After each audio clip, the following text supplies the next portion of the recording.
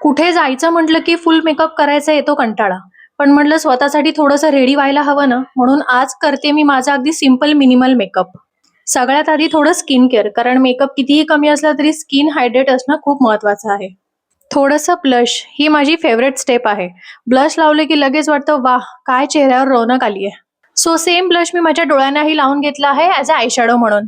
मी आज फाउंडेशन अजिबात लावणार नाही आहे. त्याऐवजी मी वापरलं आहे थोडंसं हाय कव्हरेज देणारं कॉम्पॅक्ट. मॅकचं कॉम्पॅक्ट आहे माझ्याकडे. मला काही परफेक्शन नको आहे, पण मला आज थोडं फ्रेश दिसायचं आहे. जेव्हा तुम्ही मिनिमल मेकअप म्हणतात ना, त्यावेळेस तुमचे आयब्रोज आणि डोळे याच्यावर काम नक्की करायचं, ते अजिबात विसरायचं नाही. मी आयब्रोज फिल करून घेतलेले आहे आणि मस्कारा लावलेला आहे. तुम्हाला वाटलं तर काजळही लावू शकतात.